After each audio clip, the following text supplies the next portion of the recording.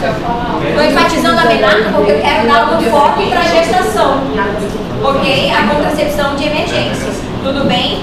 Em paralelo a isso, essa criança tem que ter uma proteção para HIV? Sim. Talvez. Quais são as minhas observações? Depende do tempo de exposição que essa minha criança passou, certo? Se foi uma criança que tem uma exposição crônica, lê-se maior que 72 horas, a minha profilaxia ali já não é tão efetiva e tão orientada quanto aquela exposição que aconteceu ontem, por exemplo. Entendeu? Então, o HIV eu tenho ressalva para o tempo de exposição, certo? Assim como doenças sexualmente transmissíveis. Eu vou fazer para essa criança? Quais são?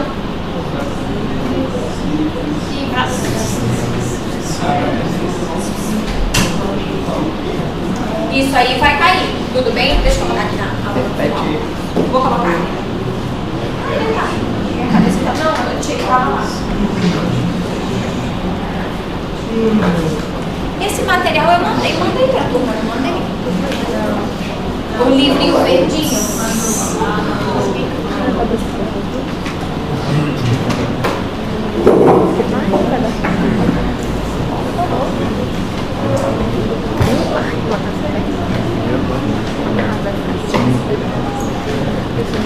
Menino, outra dúvida.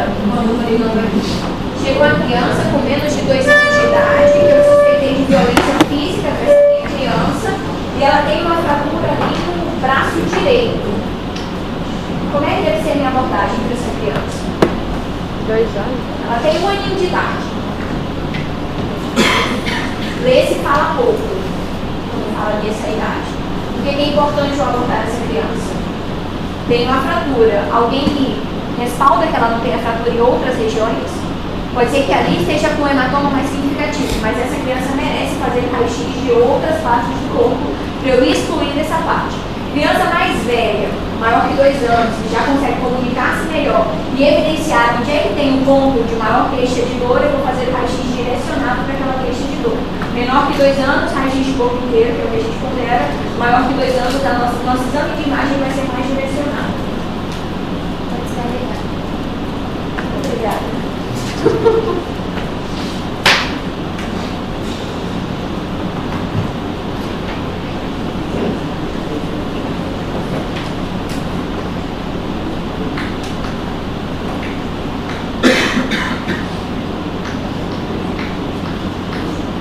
Sim, HIV, pílula do dia seguinte, né? É contracepção de emergência e as ISTs. Isso aí vai cair. Professora, mas ela pode falar pelo dia? Deve.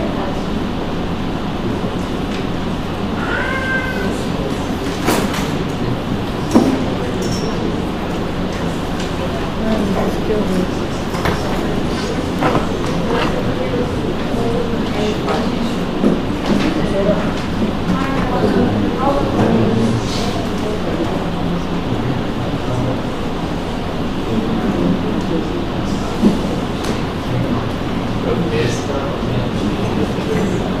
Não, aí caso tenha tido menarca. Caso não tenha tido, não tem sentido, né? Meninos, só um pouquinho. Pílula do dia seguinte, caso tenha tido a menarca. Senão, não tem sentido, concorda? Sim. No caso, por exemplo, esse pessoal, se alguém contatou um caso que alguém do interior, especial, no lado da filha, nesse caso, assim que você descobre que você já dá a pílula do dia seguinte, quando ela já fez a menarca. Certo, né? Ok. Eu vou fazer o beta e a pílula do dia seguinte. Eu não posso esquecer dessa associação. O beta, mas se o beta é negativo, mesmo você vai tentar o pílula do dia. Só vai ser depois de 21. Meninos, tem esse material e tem outros materiais que eu mandei, manda para a turma toda, tá? Ai, tá cortando. Ricardo.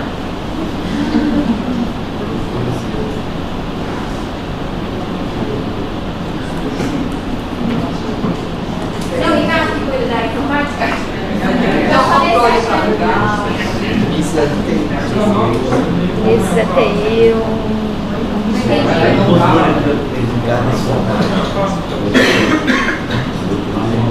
Ó, já fiz tudo que eu sabia, eu briguei e briguei. Deixa assim. Aqui é um manual, ele é antigo, tem alguns mais novos, mas a essência vem todo desse manual. Buscando não tem outro mais recente, é mais antiguinho ali, ele segue assim. Em alguns custos econômicos sociais para a sociedade, também tem profundos efeitos emocionais das famílias devido ao impacto que tem na saúde. Pontuando, tanto para a criança quanto para aquele cuidador, para aquela cuidadora que o filho sofreu violência, é algo que ela não vai se perdoar nunca, porque de alguma forma ela vai estar se culpando que aquilo que aconteceu foi inerente a uma ausência presencial dela, a ausência de observação dela, alguma confiança que ele também possa ter tido, concordam? E trazendo isso adiante, esse ser que está praticando a violência hoje, muito provavelmente sofreu violência em algum momento da infância, como eu tinha mencionado para vocês. Identificação, acolhimento, atendimento, notificação, cuidado e proteção dessa criança.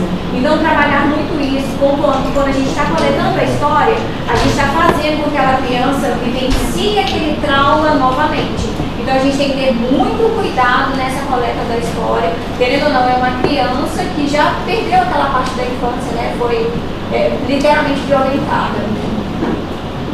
Abrir os horizontes é que a gente sempre ressalta que o foco vai mais para a violência sexual, mas existem N outras formas de violência emocional, o bullying da escola que a gente não pode deixar de ressaltar, que é aquela criança que não quer ir nem para a escola. Por que ele não quer ir para a escola? Trazendo para o grupo dos amiguinhos da escola do meu filho, tinha uma criança que não estava querendo ir para a escola por causa do serzinho lá. Quando a gente pondera, o que está acontecendo? Certo? O serzinho, gente, o serzinho. Coitado, né? Coitado. Promoção de vínculo e fortalecimento da resiliência e construção de relações positivas em todas as idades. Aqui é sempre importante a gente ressaltar, por isso que é uma educação com orientação, não é uma educação com punição, já que a gente quer ter esse diálogo ao longo da vida para qualquer tipo de violência que o seu familiar possa estar sentindo, possa estar sofrendo, no caso, nada mais aberto do que esse diálogo. A partir do momento que eu coloco um nível muito alto de punição, de castigo, esse diálogo pode se quebrar e a gente jamais vai ficar sabendo que aquela criança está sofrendo ou passando por alguma coisa porque ela não tem esse diálogo aberto ali com os pais. Por isso que é, claro, orientar, não vou criar libertino, mas a gente tem que saber pontuar ali, qual é o limite que eu vou dar para essa criança, não batendo e assim sucessivamente. Talvez essa criança em casa, o serzinho, esteja aprendendo que bater é uma resolução para os problemas. E isso está perpetuando o convívio dessa criança. Eu perguntei no caso de uma criança que ela é abusada, aí vai para o nosso consultório, que ela deixou ela ser abusada por outra criança na escola. Você tem como também entender nessa criança que provavelmente ela também está sendo abusada, né?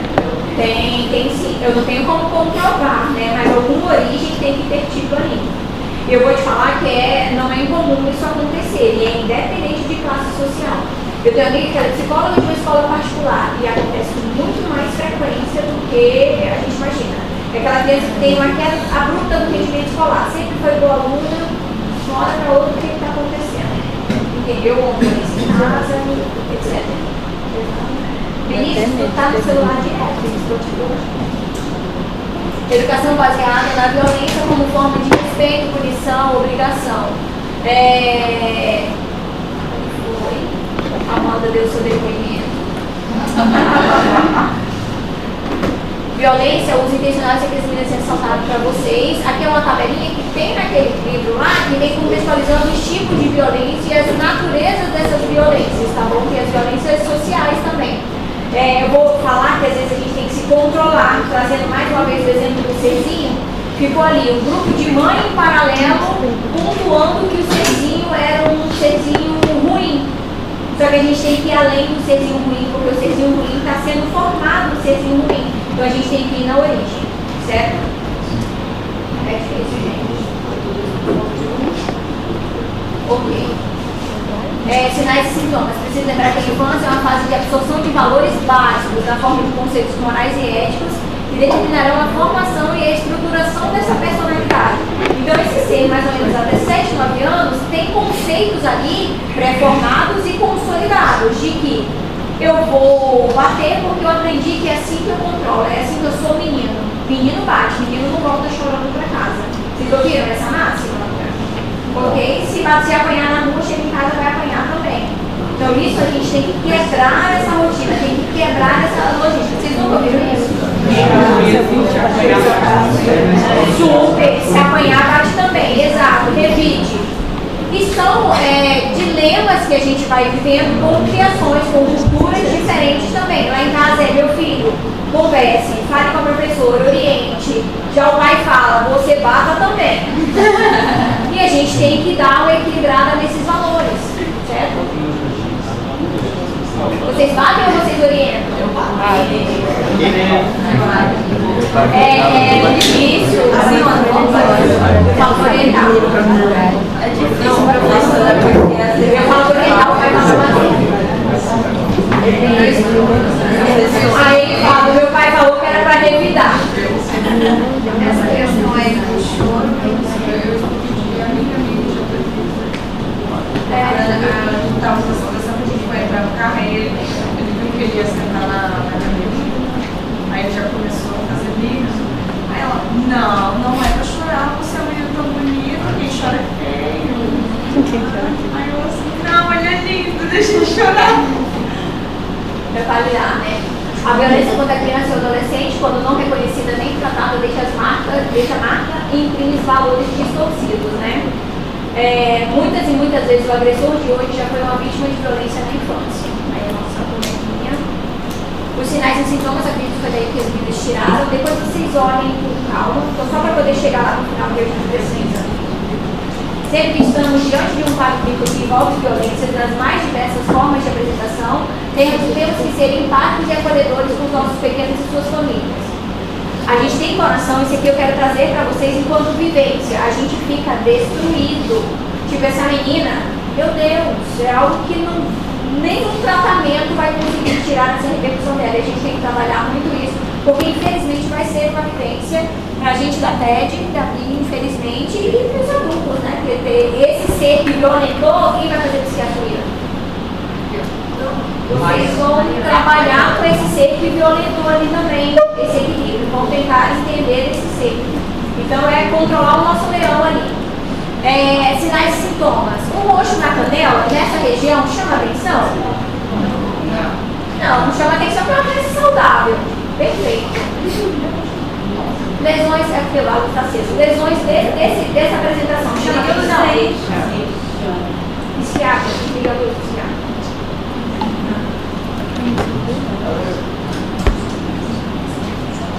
Chama atenção? Parece ser a unha de alguém que pegou esse bebê e aplicou. Eu estou fazendo a poricultura dessa criança, não é uma queixa da mãe, mas você vê essas lesões. Como é que você voltaria a perdoar? Perguntar da mãe primeiro, o que foi passado. O que foi isso? Como foi isso? Ele não fala, né? Quando foi isso? Foi um gato. Parece que foi um gato? Não, parece um gato. Vocês ficam com vontade de bater?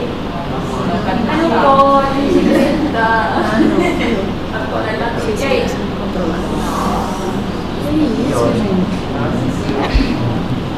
É uma região coberta, não tem picada de mosquito que me justifique uma lesão desse tamanho ali.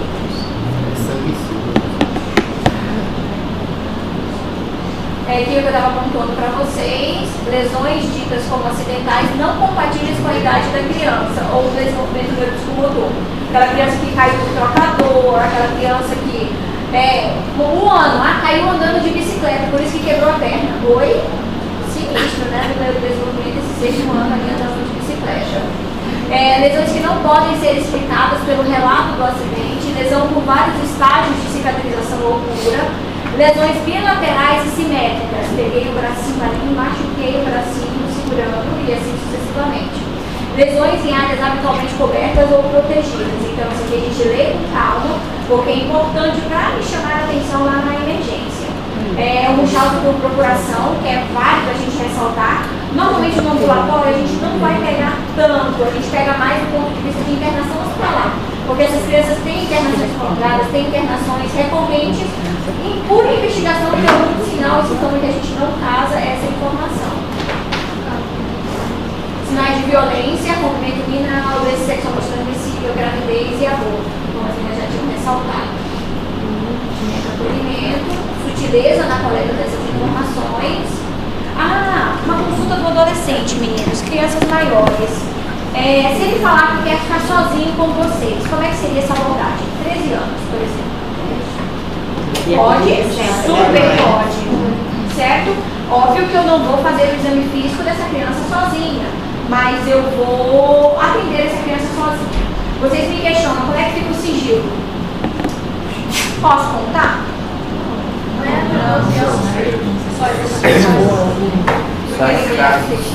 Tem criança de 12 anos que já tem relacionamento. Aí ela me fala ali, 12 anos, eu peguei na residência. 12 anos que falou sozinha, eu falei, meu Deus, o que eu vou fazer com essa informação agora? E aí? 12, 13 anos que tem relação sexual. E aí? O que a gente vai fazer? Fala, Ricardo. Se suspeita, por exemplo, de abuso sexual, você faz a notificação e o sigilo fica entre o profissional e a... Mas o namoradinho dela tem 13 anos, pelo que ela relata. Ela não foi avisada. Gente, eu atendi aqui no Cosme, era uma criança de menos de 13 anos que a irmã levou indignada porque ela estava na casa do namorado há uns 2, 3 dias, que o namorado levou ela para a casa dele. Chegou lá a criança. Gente, lá ele me desvalou, cínica da vida. Eu fui porque eu quis. Ele é meu namorado. Mas ele forçou você? Não, eu transei com ele porque eu quis. E aí, como é que você abordaria? É menor de 12 anos. Ela é menor de idade, a gente teve que internar, teve que ir para o conselho tutelar. Onde é que ela morava? No Cristal da Calama. Quem vai lá? Comigo não vai, eu só internei. Sacanagem, né? Mas tá vendo que são relações consentidas, mas que ela não tem o discernimento pela própria idade de tomar decisões e ter esse juízo do que uma criança mais velha. Então é necessário a gente internar. Também. Menor de idade. Não tem mais aquela questão. Ficar 2 anos ou não? A gente não leva a ferro e fogo, porque ela pode, até me prova o contrário, ser uma criança de 15, mas que está sofrendo uma violência psicológica. Ela está falando que é consentida e às vezes ela está sofrendo uma violência. Entendeu? Mas no código já não pega mais. Vinícius? Se for o caso da civil, assim, um menino de 12 anos chegou, falou com relações e o cara tem, sei lá, 40 anos. Ela fala assim, mas eu amo ele, meu marido, lá no sítio, Lá no sítio. E aí, meninas, o que vocês fariam? eu quero saber, O grupo A tem um relato importante. O que é? Estupro de vulnerável. Estupro de vulnerável. aí manda denuncia. Denuncia. 12 anos. Se imagina eu com 12 anos tomando conta da própria vida. Final, quase 40, não tem. Professora, quando é consensual, os dois têm 13 anos, pode Porque os pais têm que ser chamados adultos, os pais de ambos têm que ser chamados. Entendeu? Porque são ambos consensuais de 13 anos que podem fazer o filho. Entendeu? E vai ser uma gravidez de uma criança de 13 anos.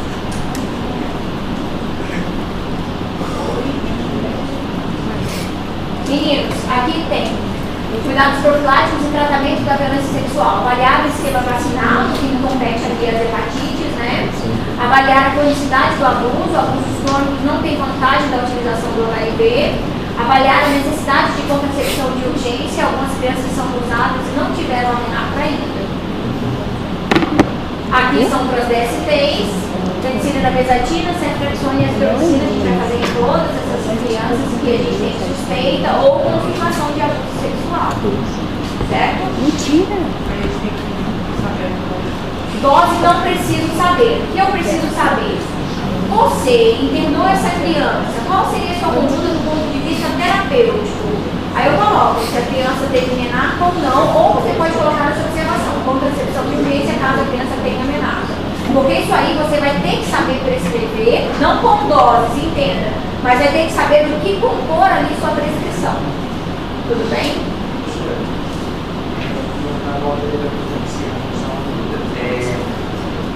Nesse contexto, eu vou avaliar se ela apresenta suspeito ciclos, aí eu vou lá e vou prescrever. Eu aplico Aplicar para todos.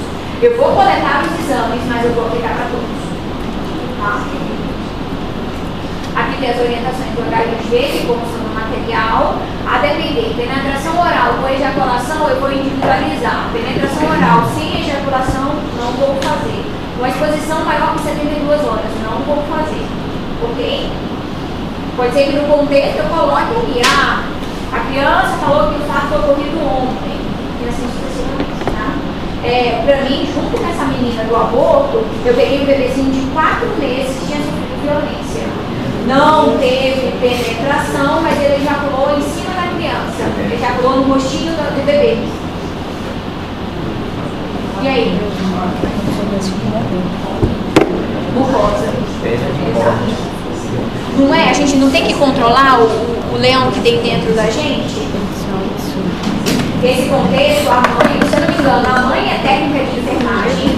A bebezinha dela de 4 meses estava na casa da vizinha que tinha outra bebê de 2 meses. Então ela estava ajudando ali, foi trabalhar, deixou na casa da vizinha. No Cristal da Calama, alguma coisa assim. E invadiram o apartamento dessa mulher, violentaram sexualmente a mãe e ejacularam em cima das 2 criancinhas, em cima dos 2 bebês. Isso já deve ter uns 2 anos. Mas olha como marca a gente. Achei de uma doença psiquiátricas aí, pelo amor de Deus, me ajudem. Absurda. Dose não vou cobrar. Para falar a verdade, os nomes também não vou cobrar. Eu preciso só saber quando é que eu vou fazer ou não. Essa parte aqui também não é o nosso foco para generalista. Para generalista, eu quero saber o que vocês vão fazer nessa primeira abordagem. Não foi na turma do ano passado, foi na turma anterior que se formou. O primeiro plantão, o Gabriel, o nome do aluno, que pegou, tinha um quadro de violência sexual, para vocês verem que não quero fazer pediatria. Ele era um que não queria fazer pediatria, mas o primeiro atendimento foi um abuso sexual e ele teve que lidar da pediatria. Infelizmente, nesse contexto, né? Aí tem a anticoncepção de emergência. Como é que funciona com relação à notificação? A gente interna, pede os exames, faz os medicamentos profiláticos e pede a avaliação do Código da União para o serviço social que dá o segmento com relação a essa notificação. E pede a avaliação da psicologia para fazer esse segmento psicológico também dessa minha criança. Algo adicional, com INL, Conselho Tutelar, tudo isso é via serviço social. Se você está dando plantão na UPA, se está dando plantão em qualquer UBS, qualquer policlínica, essa é a tramitação. Eu vou referenciar essa criança com suspeita de abuso por causa do leão para aí sim ser tramitado. Tudo bem? Abrindo os horizontes, eu não vou referenciar só aquela criança que tem porta para UTI, não. Porque essa criança também merece ser referenciada.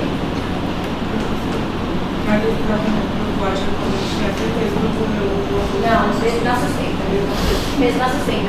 Aqui, foi o boletim de atendimento. Quando a gente chega no código, lá tem o posto 1, o posto 2, o posto 1 é quando a criança acaba de ser internada, quando ela não tem dele fixo lá em cima. Olha quantos violência sexual que tem nesse nosso mapa. Pneumonia, procedimento cirúrgico, mordedura, suspeita de abuso, de 2 anos. Malária, osteomielite, distensão abdominal, sepse, tinha 2, se não me engano. Suspeita de abuso, com 5 anos. Vocês estão vendo como é muito mais comum do que a gente imagina? A gente estuda malária, perfeito, a gente estuda pneumonia. E suspeita de abuso a gente também tem que ter como forma de estudo, porque é mais comum do que a gente imagina. Certinho? Criança de 2 anos e criança de 5 anos. Gelei agora que eu fiquei pensando que eu tinha colocado o nome das crianças, mas não tem nada.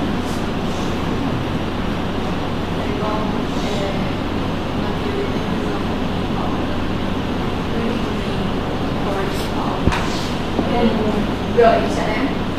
Olha como é que vem referenciado. Genitora traz paciente de 4 anos com relato de dor na região vaginal há 3 dias. A mesma refere que vizinho tocou nela e que não era a primeira vez. Vizinho de mais ou menos 40 anos. Responsável da menor informa que notou mudança de comportamento, estando mais nervosa. Exame físico, frequência cardíaca, saturação e temperatura. Paciente irregular, estado geral, ativa, febril, eupneico em Alice, região genital, ímã preservado, sem presença de laceração, e foi regulado por pós-reunião. Esse atendimento que a gente pega, e é esse ponto que eu quero que vocês se atentem. A mãe reatada, quem foi, observa mudança de comportamento, o exame físico da criança, eu não estou me comprometendo que tem ou não algo além, eu não estou batendo o martelo de que não houve, por o fato de não ter laceração. Se eu suspeitei, por mais que o meu exame físico não tenha uma evidência super clara, eu tenho que referenciar essa minha criança. Entenderam? É assim que eu quero pegar o encaminhamento de vocês, o encaminhamento de vocês lá. Tá? Internação ou alta para segmento ambulatorial? Internação. Quem der alta, internação. Justifiquem isso, né? Menor vulnerável. Solicitaria parecer de quem ou qual a especialidade? Serviço social, psicologia, ginecologia, eventualmente a gente pode até solicitar quando tem alguma laceração, tem necessidade de uma abordagem maior. Essa criança que caiu de bicicleta, é conveniente que não parecer da ginecologia. Quais exames eu vou solicitar? Hemograma, função hepática. Por que eu vou pedir esse? Pontuando que caso tenha que entrar com um tratamento antirretroviral, eu tenho que ter essas funções iniciais como ponto de corte. Urologia para sífilis, herpes, hepatite, HIV. Certo? Isso é extraordinário? Não, é o que vocês vão ter que fazer diante daquele caminhamento que é real. Quais medicações que eu vou prescrever? Aí, discernimento, né? Ela tem 4 anos, com prescrição? Não. HIV? Não sei. Eu teria que fomentar um pouco mais daquela minha história para saber se teve. Há quanto tempo, se teve penetração, se teve ejaculação oral e assim sucessivamente. E ISTs para todos. Segunda-feira, exame certificado. Pronto. Vacina, caso o meu calendário vacinal não esteja atualizado. Pode acender, psiquiatra. A gente faz tudo isso depois Não. Aqui é como se eu estivesse no atendimento já no pós-Damião.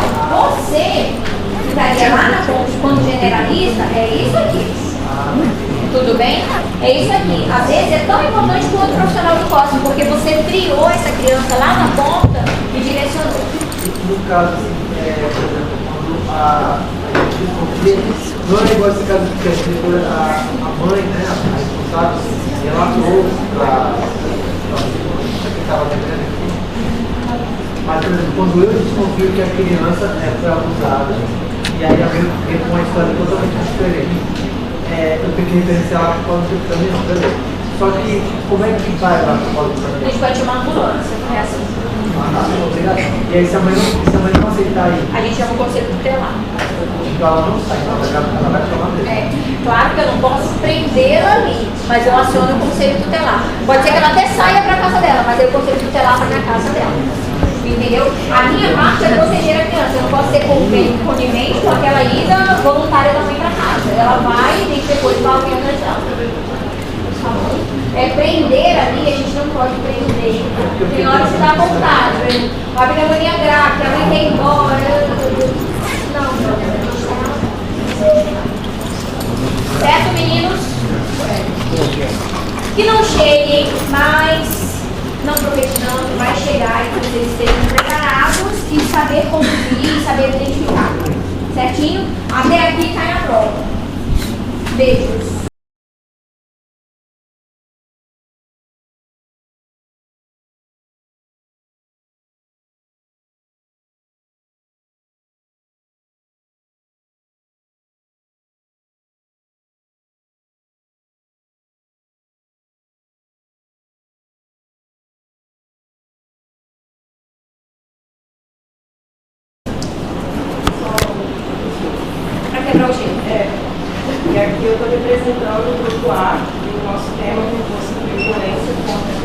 adolescentes. Então a gente tem que falar o que é a violência infantil. A violência infantil é qualquer ato que vai gerar um dano físico, emocional, sexual ou moral à criança. Pode ser tida tanto pelos pais, familiares, pessoas que a criança tem convívio, até mesmo instituições, escolas, creches. Então, o profissional da saúde tem que ficar bem atento quanto a isso. E a gente tem os tipos de violência, só que antes de entrar nos tipos de violência, a gente tem que abordar uma violência que é meio que voltada para a obstetrícia, que é a violência fetal, né? Desde o início, desde o pré-natal, que a mãe não faz pré-natal certinho, é uma mãe drogadita, uma mãe alcoólatra, uma mãe que vive em um ambiente violento, o bebê já sofre isso, mas como a gente está falando de pediatria, o bebê já nasceu, né? Então, a gente tem os tipos de violência física, psicológica. Deixa eu só fazer as observações em paralelo. Isso. Também faz parte, porque esse meu bebê pode ter um parto prematuro por uma violência doméstica que a mãe sofreu em casa, entendeu? Por essa negligência ali da assistência. Teve uma infecção urinária, não fez o pré-natal e teve um parto prematuro e assim vai sucessivamente. Assim como o uso de drogas, ela está cometendo uma violência ainda intraútero com aquele meu bebê. Dos padrões de violência, quem pratica a violência? Eu amo pediatria, amo criança, mas eu também não posso fechar os olhos porque a gente tem algumas crianças que são malvadinhas. Então, o próprio coleguinha da escola, às vezes a gente pondera pai, mãe, tio, tia, só pensando em adultos em torno disso, instituições em torno disso, mas muitas vezes é o coleguinha, desde pequenininho, adolescente e assim sucessivamente vai. Então, aquele serzinho ali também pode cometer uma violência psicológica, pode cometer o bullying, né? Que é tão comum, infelizmente. Então, como já disse, violência física. A violência física ela vai ser caracterizada pelo ato da força violenta, sendo com o intuito de ferir, humilhar a criança ou até mesmo matar. Infelizmente, tem muitos casos, o caso da Isabela, vários casos famosos aí, mas infelizmente nós temos diariamente. E a gente deve se atentar também que não existe somente o adulto, tem também a relação, digamos, com os familiares, o irmão que dá um beliscão, que faz o xingamento. Então, geralmente essa criança que tem violência física, outras pessoas da família provavelmente vão ter. E aí o pediatra ou profissional da saúde qualquer um de vocês vão receber em algum momento da carreira de vocês uma criança que tem violência física. E mais pra frente eu vou falar como é que a gente vai identificar. Mas aqui são algumas síndromes que é importante destacar, que é a síndrome do bebê sacudido, que ano passado a gente falou, né, Baby Shark, lembrando, o bebê que a gente segura pelo colo e sacode ele, e ele vai causar edema e hematomas na cabeça, porque nesse fábrica calosa, e isso é uma violência física. A síndrome de Munchausen por procuração. A professora tinha mandado um livro pra gente, eu encontrei essa, eu não sabia. É quando a mãe, geralmente a mãe, ela procura assistência do filho quando o filho não tem nenhum sinal de sintoma. Então, ele expõe a criança desnecessariamente aos cuidados médicos, a vários exames, a vários procedimentos assim, desnecessários para a criança que caracterizam uma violência física. Eu vou dar só alguns exemplos de aplicabilidade prática do Munchausen, que também é mais comum do que a gente imagina. Claro que para a gente tem que ser diagnóstico de exclusão. A gente vai levar como veracidade aqueles sinais, sintomas que a mãe relaciona para a gente, apesar da clínica não ter muito. A gente sempre fica, meu Deus, o que eu não sei? Estou comendo bola em algum momento. Tem uma criança, agora, ela não está mais internada. Era um quadro de diabetes. algo relacionado assim, mas não uma diabetes padrão, ela tinha que tomar um medicamento específico que a mãe não administrava em casa. E dia sim, dia não, ela voltava no pós para falar que a criança tinha convulsionado por uma hipoglicemia. Várias internações, a criança passava 5, 7 dias internadas e não tinha tido nenhuma hipoglicemia. E isso com muita recorrência, ali ao longo de 2, 3 meses, 8 internações, e nunca era relatado durante a internação, visto o que a mãe relatava em casa. Então a gente começou a se questionar se não era Munchausen por procuração. É um quadro psiquiátrico materno que está acabando e violentando essa criança, que fica submetida à internação, fica submetida a vários exames, muitas vezes sem necessidade. E até mesmo é um estresse para a equipe, porque a gente fica pontuando o que tem aí que eu não consigo identificar. Qual é esse diagnóstico que eu não estou conseguindo fechar? Quando a gente pondera Munchausen por procuração. Pois é, e aí a gente precisa destacar a diferença entre castigo e violência física. Então, é bastante comum na nossa sociedade a criança levar chutadas, chineladas, enfim, para educar a criança. Inclusive é cultura em vários países, assim, apenas 10 de 197 países proibiram o castigo físico como forma de educar. Então, é fundamental que a gente não pratique essa forma de educar e oriente a mãe, aos familiares que estão ao redor, que não é o certo, pois a criança ela vai aprender que a agressão física vai ter a resolução dos problemas. Isso muitas vezes também pode gerar, em vários casos, de crianças que levaram a surra até sangrar e isso, enfim. Vou trazer só uma aplicabilidade, já inserindo uma habilidade para vocês, porque é algo que às vezes presencia, inclusive na consulta. Se você não se comportar, eu vou pedir para a médica te dar uma injeção. Isso me tira do sério. Não, quem vai orientar você é a sua mãe, quem vai orientar você é seu pai. Se não fizer nada, eu vou te bater. Vocês, do grupo A, como é que abordariam essa cena ali? Porque você está praticando na frente do profissional de saúde, que teoricamente teria que passar liso ali na nossa frente, como seria se tivesse ninguém observando? Como é que vocês vão orientar para que essa prática do ato de bater, não estou falando do ato de não orientar a criança, mas do ato de orientar de forma violenta, como é que vocês vão passar essa informação para os pais? Qualquer um do grupo A. Já se ponderaram falar isso? Porque quando falar da injeção, eu falei, não, a senhora vai orientar ele. A tia não vai dar injeção, a tia só medica se tiver necessidade.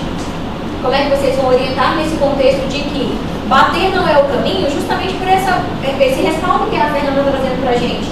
Ela vai aprender que em qualquer situação essa é a forma de resolução.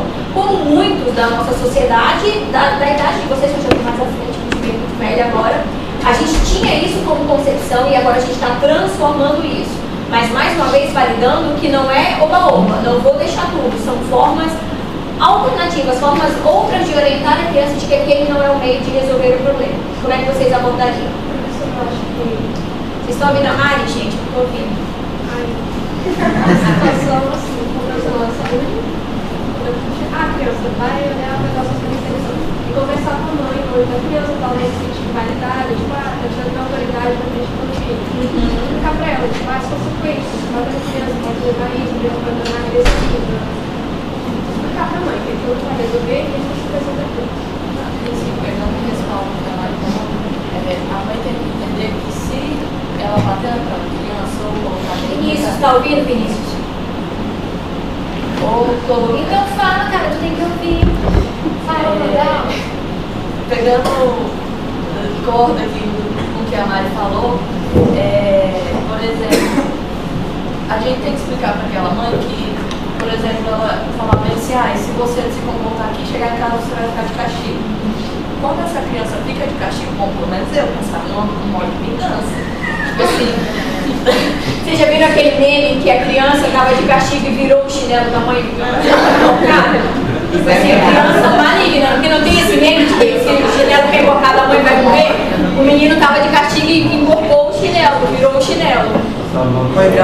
Essa seria a mãe. Xingar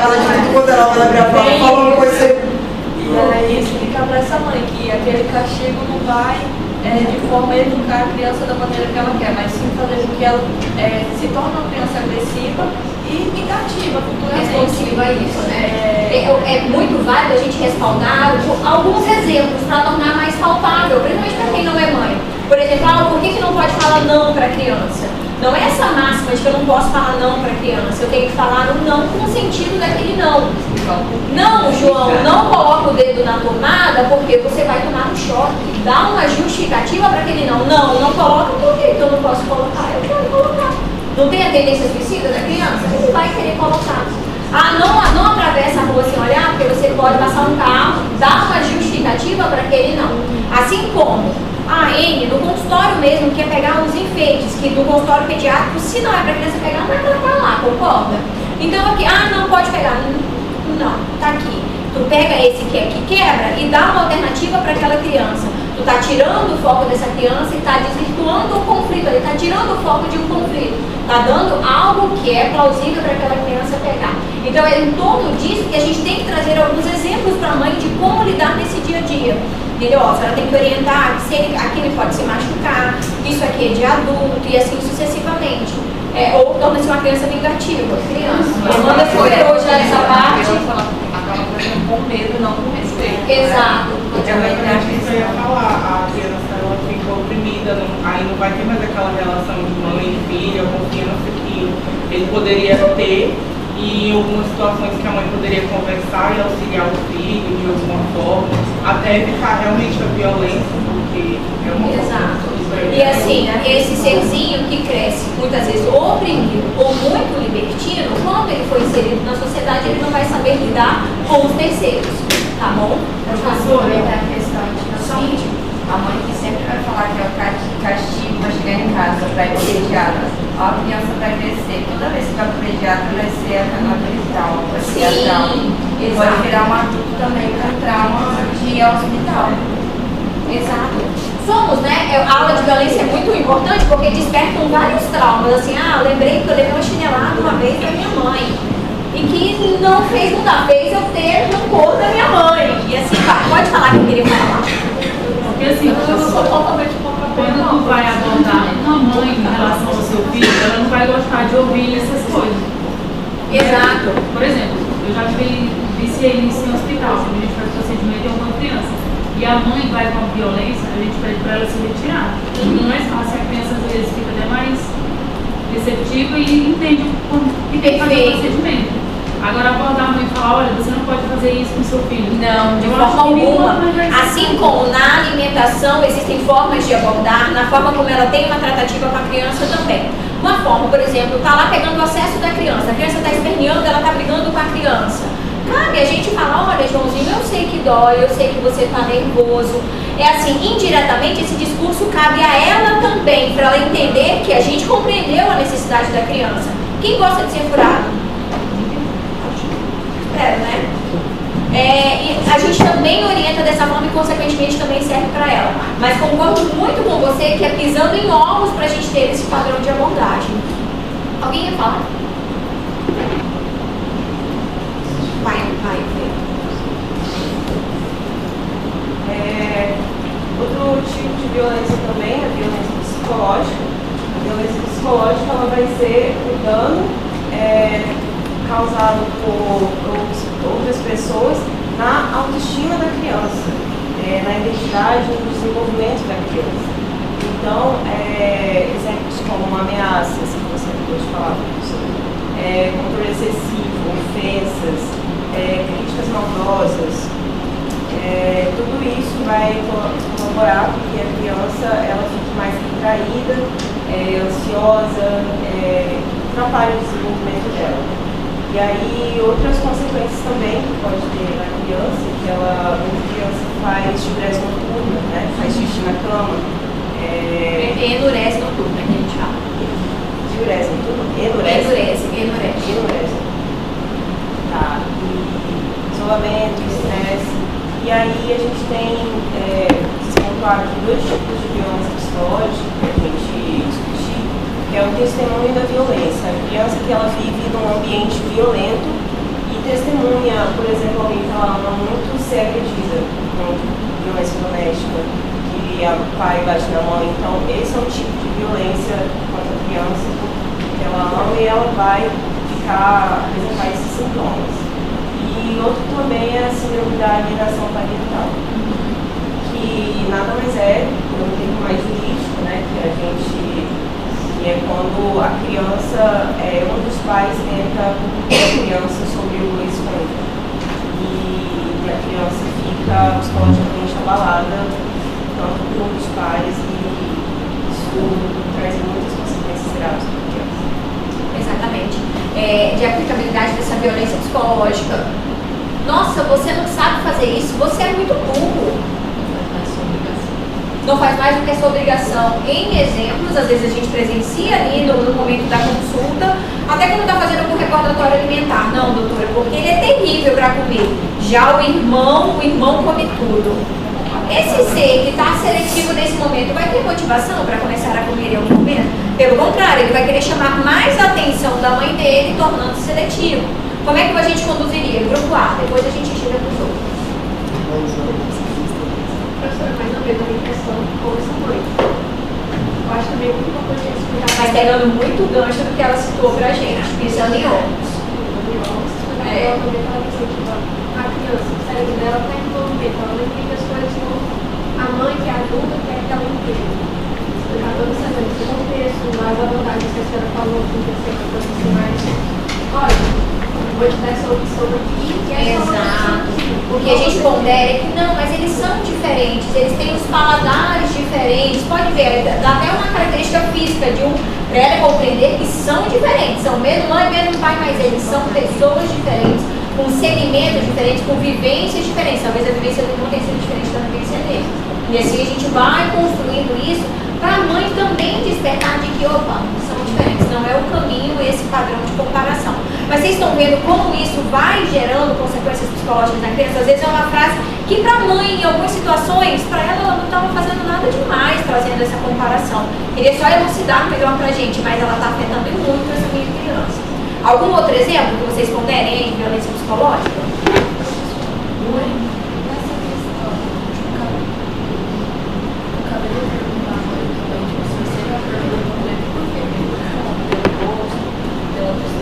Super vale. Abordagens, por exemplo, para seletividade, já puxando o gancho, ele saindo da violência para seletividade. Por que você não gosta? Eu não gosto de sentir isso na minha boca. É válido. Entendeu? Alguém queria falar alguma outra coisa? Professora, eu queria falar uma coisa. Eu li no que você passou sobre trabalho infantil. E aí fala que é tanto violência física quanto psicológica. Por expor a criança a essa responsabilidade, não deixar ela no meio do convívio. Então, assim, mais à frente eu vou falar, mas quando a gente vê uma exploração infantil desse jeito, a gente tem que fazer o quê? Tem que denunciar. Sim, não é? exato. Denunciar e proteger essa criança. Eu vou dar um outro fechamento na sequência. Às vezes a gente tem aquele pensamento de internação, de cuidado, só quando a gente puder efetivamente uma doença. Uma meningite, uma pneumonia, uma crise de asma. Mas essa criança que está exposta a N fatores de violência, ela também tem que ser acolhida. Porque em algum momento essa violência que ela está sofrendo ali tem alguns desfechos desfavoráveis, inclusive com risco de vida. Entendeu? Então é importante Aquela demais. criança que vem de paçoca no sinal. Exato, ali a gente tem N abordagens, está ali. O que a gente pondera? Tá arrumadinho, tá vestidinho, tá calçado, ok. O que está aqui? O que está acontecendo? Só que trago verdade para vocês. Tem algumas coisas que com a vivência a gente às vezes fica muito relutante com essa parte de assistência social. Muitas vezes a gente fala, não, agora essa mãe perde a guarda dessa criança. E não perde a guarda da criança. Não é tão imediato e tão resolutivo quanto a gente pondera. O que eles trazem? Não, eles tentam N abordagens para manter aquela família constituída. Por mais que a mãe esteja dando lá 6 meses uma madeira com 2 medidas em 200 ml de água, entendeu? Sendo que ela está bem nutrida ali, está até gordinha, sabe? E a criança está sendo negligenciada. Mas são coisas que a gente, calma aí, engole o teu-leão para conseguir o rito. E como essa violência ela não é tão diagnosticada assim, porque pelo difícil acesso, pelo difícil diagnóstico, a física é mais diagnosticada. ver, os hematolomas conseguem ver a criança. E muitas vezes a gente pode confundir a personalidade da criança com algum ato de violência psicológica. Então, o profissional da saúde tem que estar bem familiarizado com esse caso. Em relação à negligência e abandono, é a mais frequente, não o abandono, mas a negligência. Vai se caracterizar pela omissão dos pais, dos responsáveis, familiares, até créditos, instituições, de não promover necessidades básicas para a criança e para o adolescente. Mais à frente eu vou falar da Constituição, mas a gente precisa promover que essa criança tenha um desenvolvimento físico, emocional e social em relação à comunidade, a criança poder brincar, a criança poder receber carinho, ter a higiene necessária. Na última habilidade que o nosso grupo foi, a gente teve um caso de fimose e a doutora estava suspeitando que teve uma negligência da mãe pelo caso da fimose que está muito cheia e com um odor muito fértil. Então a mãe ela tem que ter esse cuidado. A mãe, não é porque a mãe trabalha o dia todo, tem que dar essa atenção básica para os filhos. Vou mudar até o discurso, o cuidador, né? Cuidador, pronto. Mãe, pai, avós, enfim. E aí essa desatenção com a criança ela pode gerar graves consequências. Até casos de desnutrição, quando você não sabe o que seu filho come. Eu dou a comida para ele, para o irmão, para todo mundo, e depois eles vão e jogam na pia. Não sei se meu filho está comendo carne, não sei se meu filho está ingerindo esses alimentos. É a questão de dar a atenção. Acidentes frequentes, a criança que passa um dia na rua e a mãe não sabe onde está, vai atravessar a pessoa. Fala, perigoso. Eu estou falando do dia da mãe. Olha aí, a Amanda tem que ir pra terapia. Porque ela vai chegar e vai ligar pra mãe dela e falar: poxa, mãe, foi puxado, vamos sair lá. Mas isso é muito perigoso porque podia causar um acidente, a criança cair. Gente, trago pontos bem importantes. A ausência de consultas é uma negligência bem palpável pra gente. Exato, o calendário vacinal extremamente. Eu moro num sítio. Negligência. Amor, você tem uma criança. Entendeu? As sessões escolares, quando a criança ela não é matriculada na escola, então isso é bastante grave, pode ter consequências. Aí agora a gente vai falar de um assunto um pouco mais longo, que é a violência sexual, que vai consistir na utilização. Espera um pouquinho aqui. A gente já tive aqui com vocês para falar sobre a questão de liderança de grupos.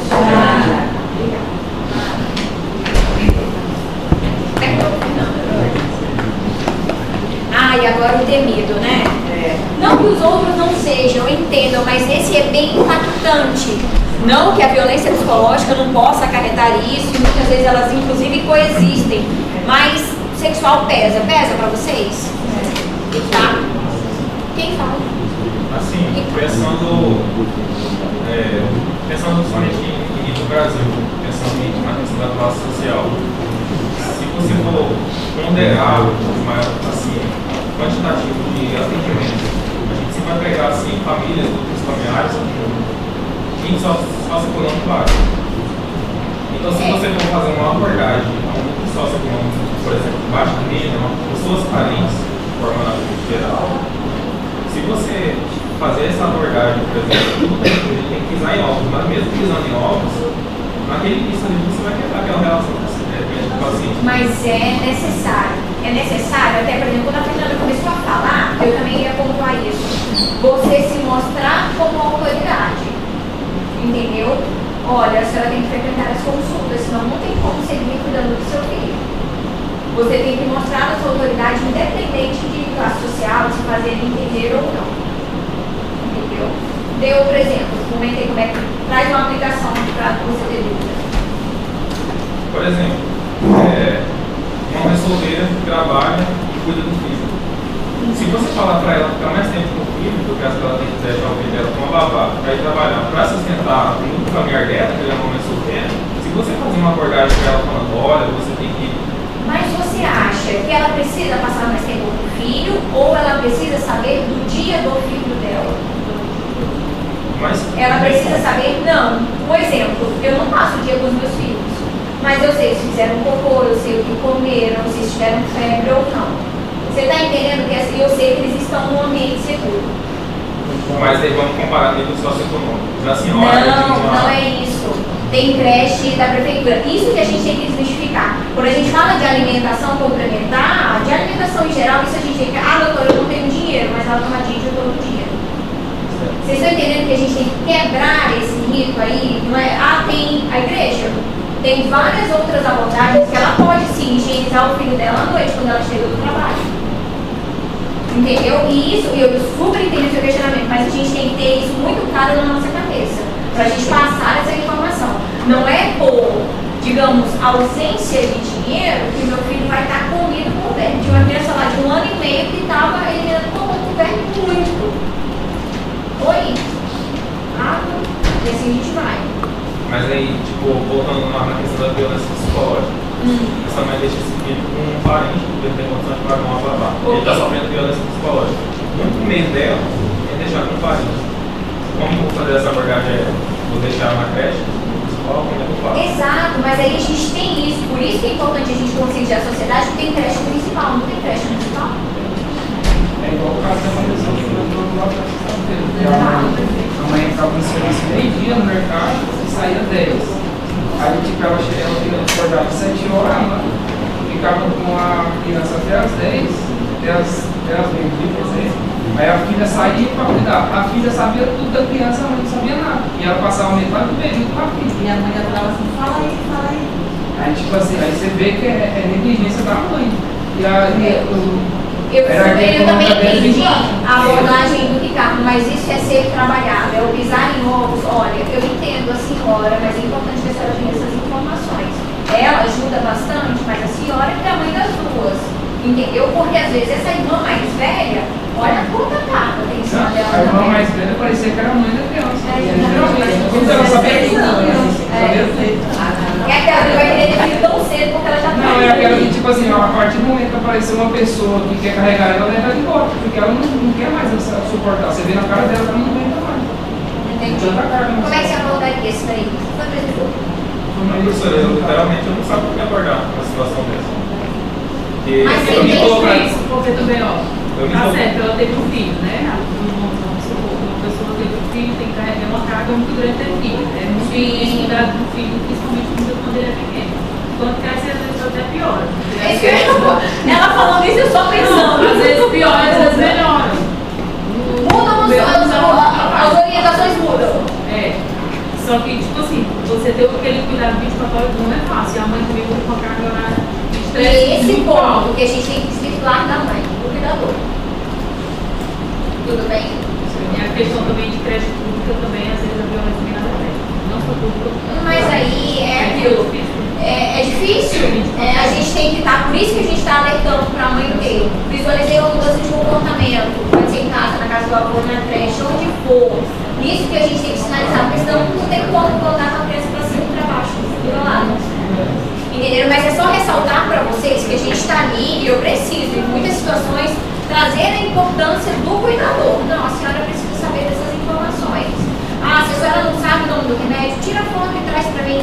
Tá tomando remédio, a gente já tem muito no consultório. Tá tomando anticonvulsivante. Qual é o anticonvulsivante? Já tomamos 3. Qual é o nome? É um que é 10 gotas.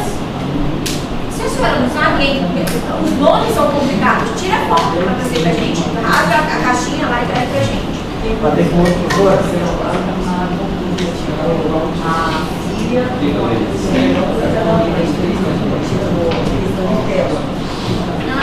Querendo tirar a tela da pegar e a mãe e o pai da tela. A filha tem uma maturidade maior. É como que da mãe, entendeu? É tipo assim, quando a mãe tá cansada do trabalho, aí acaba que criança. Aí acaba que a criança não chega da tela, aí a criança vai mais tarde, e aí vão Uma na bola bola de neve. Aí a criança Eu fica entendo. grossa. E quando eu falo pisar em ovos, é justamente isso. Eu entendo toda a complexidade disso. Eu entendo que não é fácil. Depois que a gente chama, a gente tem muito mais tudo isso. Mas eu tenho que proteger aquela minha criança. Eu tenho que trazer o melhor dentro daquela abordagem para aquela minha criança. Tá? Super entendi a colocação, tá? Mas a gente tem que priorizar aqui aquela minha criança. Eu entendo também assim, ao meu ponto de vista, que a gente nessa área, a gente vai ser médico. E o médico ele tem a responsabilidade da orientação. Sim. Não é porque eu estou orientando meu paciente que ele vai fazer corretamente o que eu estou falando para ele fazer. Então eu acho que partindo da gente a orientação, conversar com a mãe de um modo mais profissional e ter um olhar mais para ela também. É válido, até porque é o nosso trabalho que a gente vai ter que fazer. Mas assim, é claro que a gente queria que isso voltasse com uma resposta positiva e que ela cuidasse da criança dela.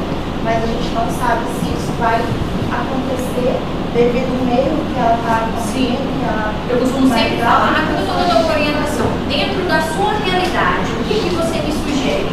E sempre, às vezes, para não ficar muito de cima para baixo, como ressalto para vocês, dentro da sua realidade, por onde a gente vai começar? Talvez seria uma abordagem dentro da sua realidade, por onde a senhora quer melhorar. Ah, eu quero ler um livro com ela à noite, um exemplo.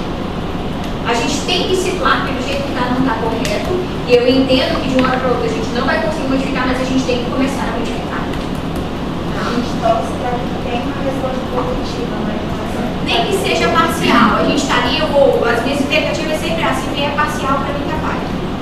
Não tem como fazer uma pergunta Não tem.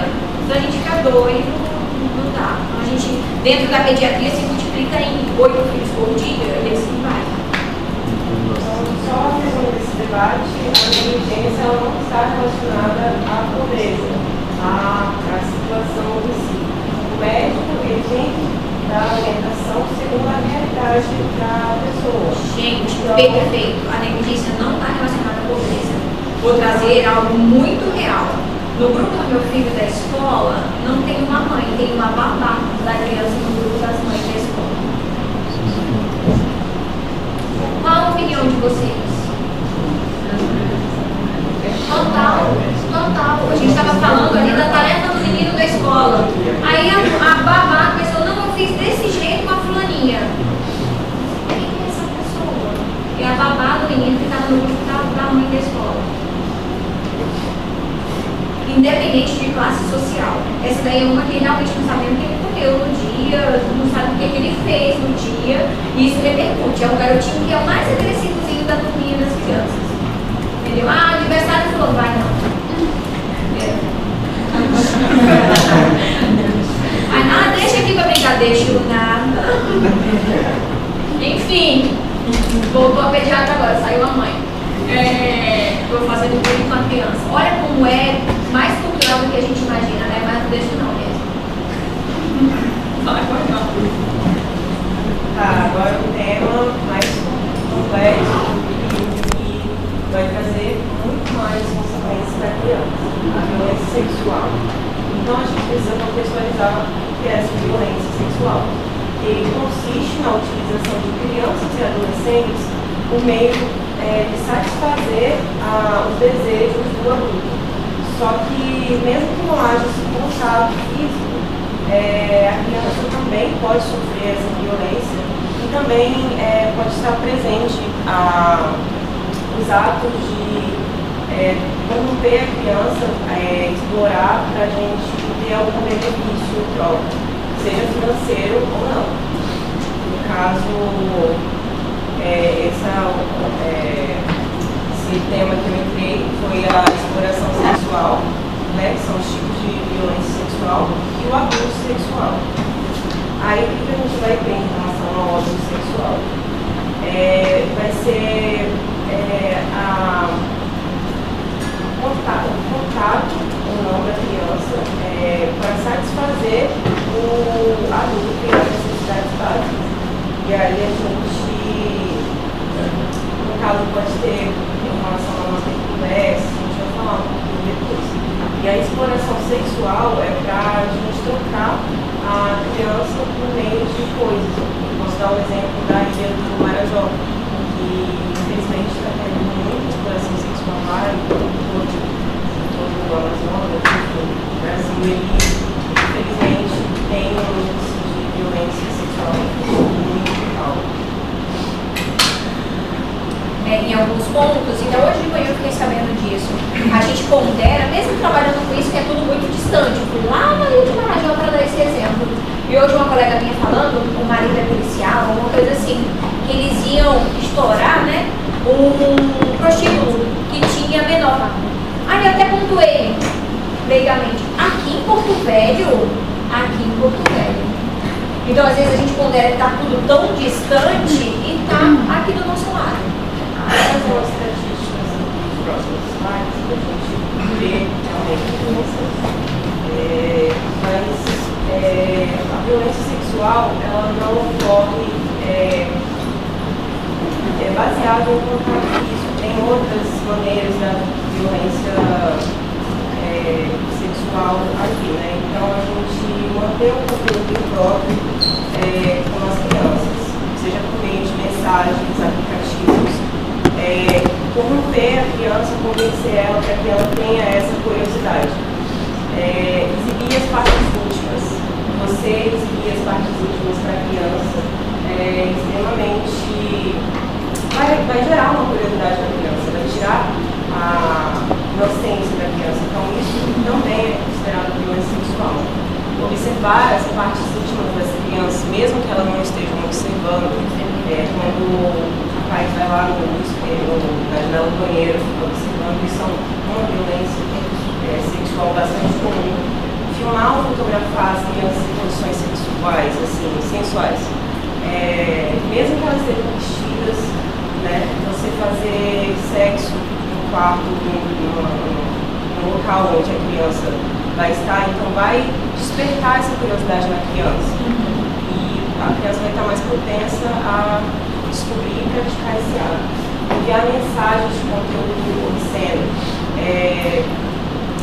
seja por fotos, vídeos, você fornecer sites, você fornecer revistas pornográficas, isso está tirando a inocência da criança e vai fazer com que a criança se sinta mais vulnerável. Vou dar alguns exemplos desse de fornecer.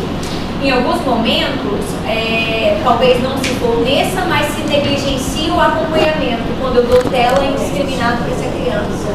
Uma coisa vai puxando a outra e muitas vezes o que ele está assistindo? Não sei. E ele está assistindo o dia inteiro. E eu não tenho ideia disso.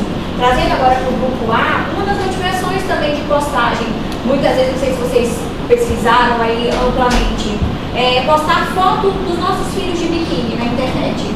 Vocês viram campanhas para isso não acontecer?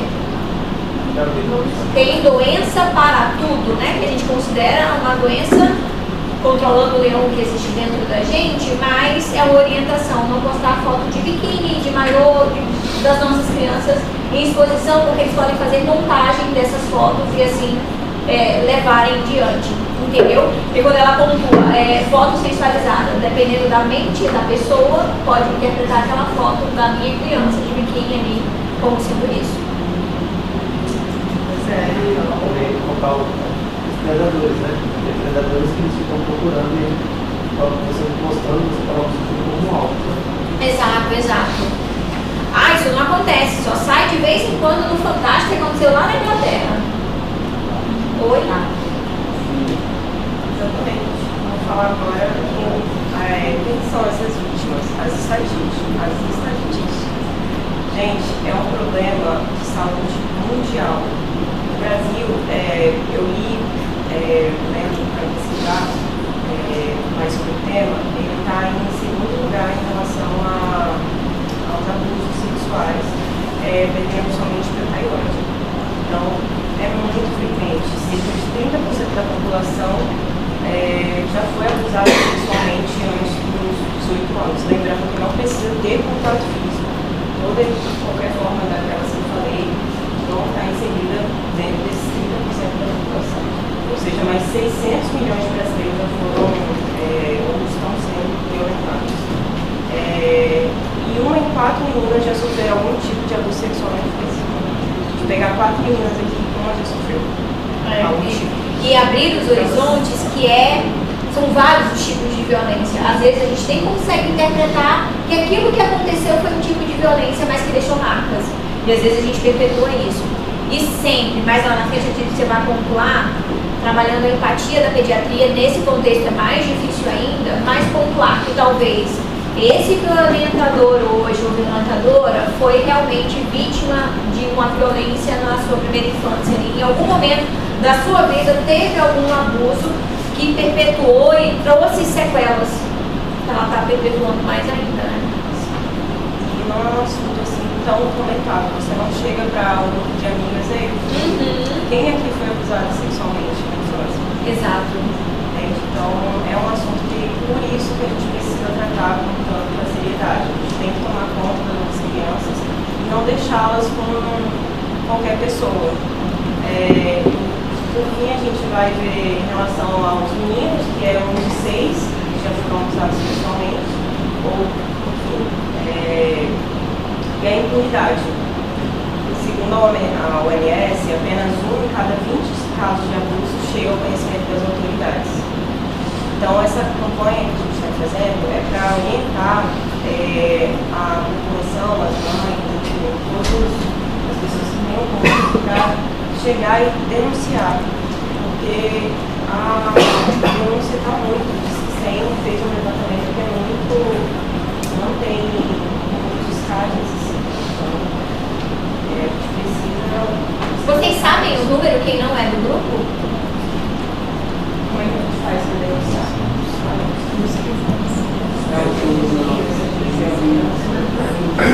Tem um número específico para a gente denunciar. A gente pode procurar qualquer ajuda, eu vou falar aqui, mas tem um número específico. Que é o Disque 100. Exato, Disque 100.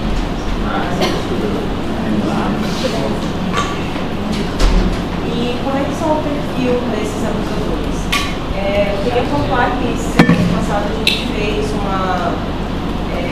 transtornos psicológicos e o pedófilo pedofilia é um transtorno psicológico.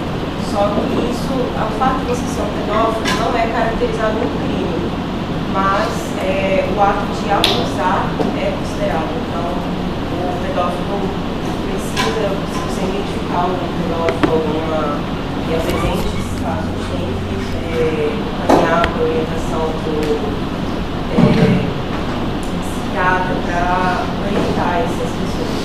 Então, geralmente, quando a gente expõe essa criança, é alguém que você geralmente confia. Então, as pessoas, aparentemente, elas têm um bom comportamento e a gente tem que ficar atento com todas as pessoas. E elas não necessariamente vão usar a violência física e psicológica, o medo deles serem pegos. Então, o que eles vão fazer? Eles vão tentar conquistar as vítimas, dando presentes, elogios, vai fazer algum dinheiro para vocês, para as crianças, tá?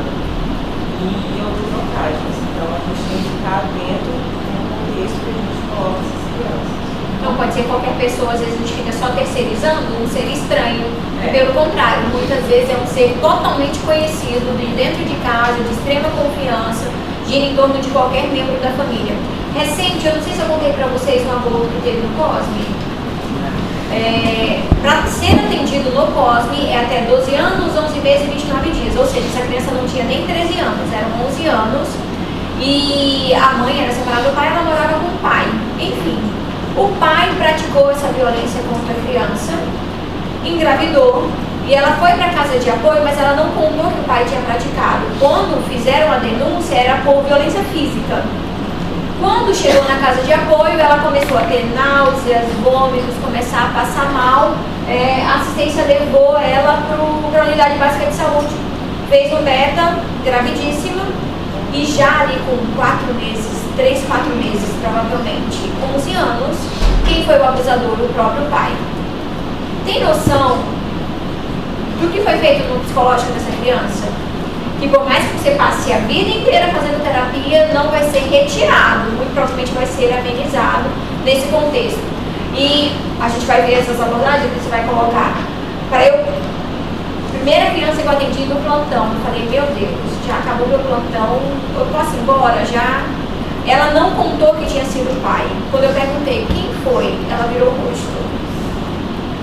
Você está entendendo que, independente de quem, qualquer outra pessoa, já ia ser super doloroso para ela. E ela ressaltar que foi o próprio pai, ela não conseguiu falar, quem falou foi a tia. A mãe dela sabia? A mãe dela era mais velha, acho que ela morava no interior, e a mãe mora com outra criança aqui, provavelmente filha de outro casamento. E coincidentemente também estava internada no Cosmo, uma paciente que tem um problema neurológico, estava trocando válvula, enfim, um caos. Entendeu? E soube como estava aqui em Porto Velho e veio com autorização judicial para fazer o aborto. As crianças serem culpadas, né? Acho que foi super. Minha culpa que elas não usavam, né? Exato. E isso muitas vezes é o que o violentador faz com que a criança tenha essa decepção. Né? Exato. É sua, né? Exato. E não conta pra ninguém. Não é isso? E mais uma vez, no sentido de não postar foto de biquíni da criança. Tem muitas postagens que falam no sentido de criança não é pra ter segredo. Criança é para confiar no pai e na mãe. Por isso que essa educação violenta bloqueia um pouquinho essa comunicação que é para ser toda contínua. Então a gente pondera, o tio vai te contar um segredo. Nunca. Nunca. Segredo não tem segredo com criança. Entendeu? Como muitas vezes é uma brincadeira inocente, na maioria das vezes também não vamos focar, mas em alguns contextos é extremamente prejudicial. Foi um artigo, né, sobre essa questão do perfil que é usado.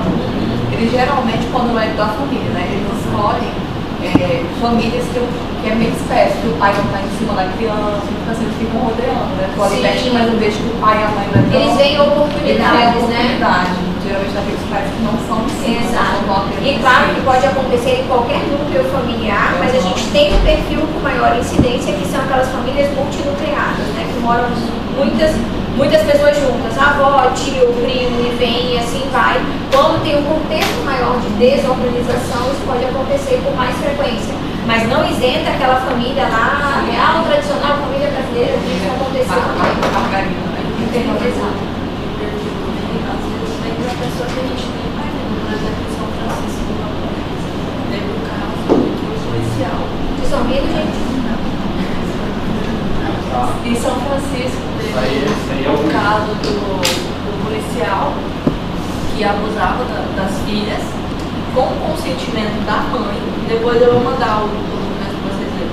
Foi recente agora, esse ano passado, abusava das crianças com o consentimento da mãe e colocavam os filhos para assistir e vendiam, fazia vídeo e vendia na internet. Então o policial com o consentimento da mãe abusava das filhas e colocava os filhos para assistir. Todas. De tudo. Psicológica. Lembrando que é Gente, aí o que eu quero com vocês? Trabalhem a mente de vocês para atender, porque às vezes uma dessas vítimas era uma criança. Como é que você vai abordar essa criança? Eu tô aqui ouvindo e olha que eu já tenho um tempo de experiência. Eu já tô, mas lá a gente, nossa, vejo isso todos os dias. Pra gente trabalhar nisso também. Então, esses abusadores, como a gente falou aqui, escolhem as pessoas mais vulneráveis, famílias com muitos filhos, e também, principalmente, crianças menores de 10 anos com dificuldade de se comunicar. Então, a criança não precisa ter esse contato, essa conversa desde cedo, eu vou falar lá na frente. E crianças também com dificuldades, deficiências em relação ao comportamental, comunicação, bem pesado. Então, tá, eu identifiquei, minha criança está tendo estou suspeitando de alguma coisa, como é que eu vou suspeitar para tentar identificar o abusador? Minha criança era super comunicativa, agitada, e aí do nada, brusca, ela ficou caída, ela ficou mais isolada. Então, mudanças bruscas de comportamento são atitudes da criança que a gente tem que observar. Irritabilidade ou agressividade excessiva, o comportamento ali criança queira ficar sozinha o tempo todo, ou não queira, pode ser ao contrário, não queira ficar sozinha de jeito nenhum. E no consultório a gente tem que identificar se a criança permanecer tensa, ansiosa, assustada, ou se estiver sempre em estado de alerta. Então, identifiquei, vou suspeitar de alguém. E como é que eu vou fazer isso? Só um parênteses. Nesse contexto de como suspeitar lá no consultório. Às vezes a gente já percebe, você assim, tranquilinha, ou você tá tímida, fala pra tia. Aí eu começo a conversar com a criança, que é o gelo, é muito importante. Onde é que você estuda? Fala o nome da sua melhor amiga, pra ver se a criança tenta se abrir um pouquinho mais ali. Quando a gente suspeita muito dentro do histórico social, com quem mora, com quem ela fica quando a senhora está trabalhando, é válido perguntar. Quem busca na escola, é válido perguntar. Para eu me munir de tentar entender o contexto onde aquela criança está inserida. Outro ponto que chama a atenção, mas não é 100% se isso acontecer, porque em algum momento sofreu violência. Quando a gente vai fazer o exame físico dessa criança e tem a necessidade e faz parte do exame físico avaliar a genitália dessa criança, chama o cuidador para ajudar. Tem vezes que até com o cuidador, ali, mãe, pai, a criança tem muita ressalva de mostrar a região genital. E chama atenção. Pode ser só uma particularidade ali da criança? Pode, mas chama atenção. Chama atenção para vocês? Então aquela criança, eu já faço alguma observação sem imprimir nenhum juízo de valor. Dificuldade de avaliar a região genital. Na próxima consulta, eu vou enfatizar mais ali para eu poder estar sob vigilância para aquela criança. Por quê? Eu sou, talvez, a única pessoa que pode quebrar aquele ciclo de violência. Eu sou, enquanto profissional de saúde, enquanto a gente é profissional de saúde, quebrar aquele ciclo de violência. Se chamou atenção, se pondera alguma outra coisa, uma escoriação, um hematoma que não justifica-se, chama atenção para a gente. Pode passar para mim. Então, identifiquei esse suspeito de abuso. O que eu vou fazer? Como é que eu vou resultar?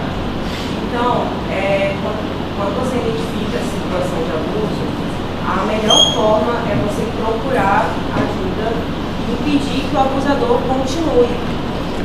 Entende? Já está ali, então vamos reverter, impedir que ele continue, fazendo o afastamento dessa criança e buscando a punição pela justiça. Então, como é que eu vou fazer? Eu posso procurar qualquer um desses órgãos aí. O mais fácil, mais acessível para a população é o Disque 100, que vai ser mais acolhido. Mas, Fernando, só estou com suspeita. Mesmo assim, mesmo com suspeita, eles vão te orientar, vão fazer, não vão necessariamente tirar a criança, eles vão fazer o certinho para que você não fique com essa dúvida e não tenha uma sequela muito grande dessa criança. Então, você falar desse 100, órgãos de assistência social, CREAS, CRAS, agente de saúde da família, agente de saúde, você pode levar sua criança no médico, ele vai saber como faz nós. Ministério Público, Vara da Infância e da Juventude, Delegacia, Polícia Militar, até o Guarda Municipal. A gente tem que pode levar essa criança. E aí, quando realizar uma denúncia, o mais indicado é que a gente liga o Disque 100 e a gente está protegido pela lei, pois, segundo o artigo 227 da Constituição Federal de 1988, é dever da família e da sociedade buscar assegurar a criança e ao adolescente com absoluta propriedade ao direito à vida, à saúde, à alimentação, à educação, à cultura, ao lazer, à conscientização, liberdade, ao respeito à dignidade, à convivência familiar, comunitária, além de colocá-los a salvo de toda negligência, discriminação, exploração, violência e crueldade. Então,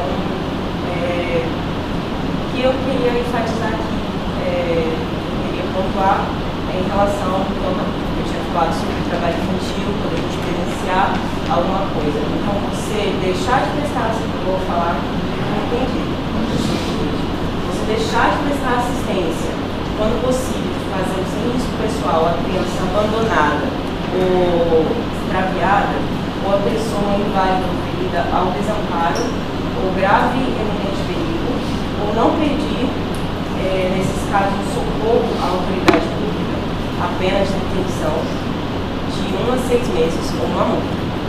Então, geralmente não é complicado assim, você, eu presenciei, ela está lá sofrendo, vou levar uma multa? Não. Mas, segundo não é tão a lei, responsabilizado. mas segundo a lei, eu deveria denunciar e pedir socorro para essa criança. Porque a criança não é minha, pela minha família, então porque não é ter, né? E a gente tem sim. Essa criança foi uma vizinha que denunciou essa criança que o pai violentou. Porque ela viu a criança correndo de casa e ele correndo atrás para bater na criança.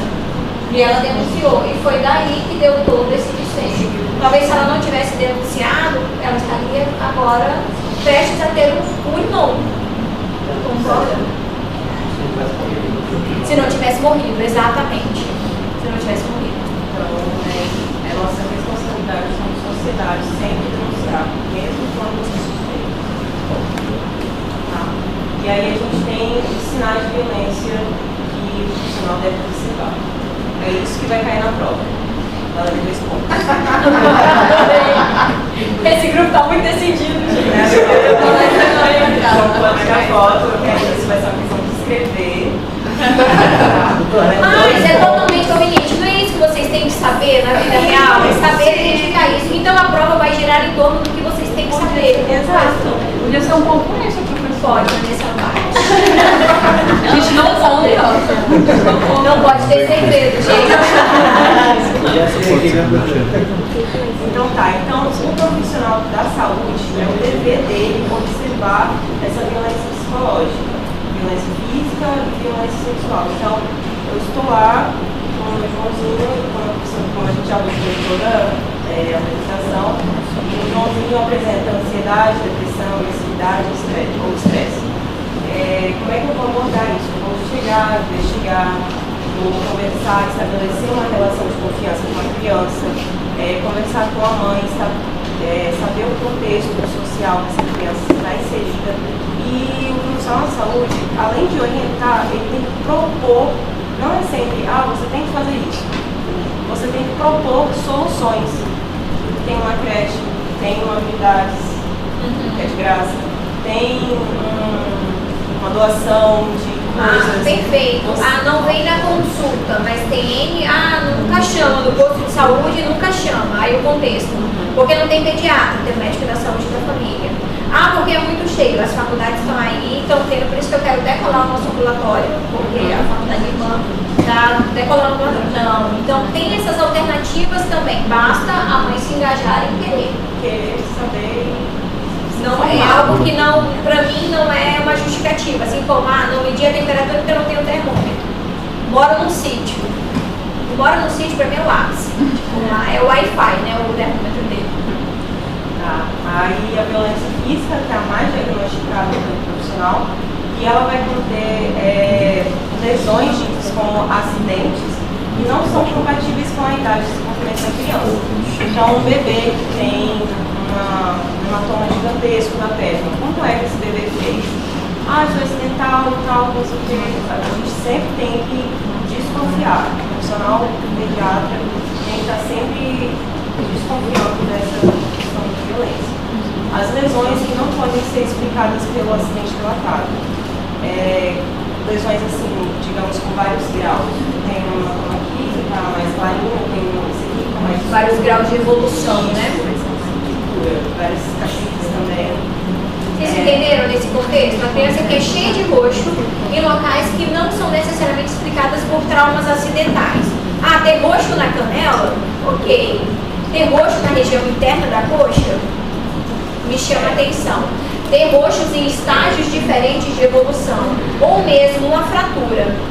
Outro dia minha cunhada postou uma foto do plantão que ela estava dando, uma fratura no bebezinho de 1 ano, uma fratura no fêmur. Aí ela postou, eu falei, violência? Ela falou, a gente também já ponderou, mas a mãe deu uma explicação que até então estava conveniente, que estava descendo a escada com a criança no colo, ela tropeçou e caiu por cima da criança. A mãe tinha lesões que era compatível com esse contexto, tinha algo ali na história que me justificaria aquela cinemática do trauma ali, entendeu? Mas vendo a foto, não é comum uma criança de 1 ano, estava andando de bicicleta e caiu tem desenvolvimento neurológico para isso. Assim como a síndrome do bebê sacudido é aquela máxima, não, porque ela tem um mês e rolou do trocador e bateu a cabeça. Um mês, rola do trocador? Não. Um mês ela mal sustenta ali treinando a cabeça. Concorda? Então tudo isso casa informações para mim suspeitar de que, opa, isso aí não justifica pelo grau de desenvolvimento neurológico dessa minha criança. Não justificam essas lesões. Eu tenho na minha parte lá lesões de cigarro na costa da criança, então é algo que não foi acidental. Entendeu? Ela não deitou ali em cima do cigarro. Pode falar. As lesões cobertas, parte do corpo, protegidas. Tudo isso, essa violência física é a mais diagnosticada e que o profissional da saúde, pelo que eu vi, ele tem que abordar, ao identificar, ele denuncia, chama o conselho tutelar e assim somente pode liberar a criança depois que chegou o conselho tutelar.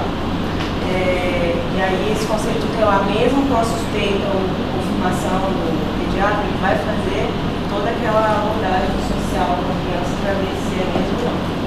E aí já vai passar para uma parte mais jurídica, criminal. Então nosso é desde o início, a gente investiga a suspeita e chama o conselho tutelar e ele vai fazer o nosso dever.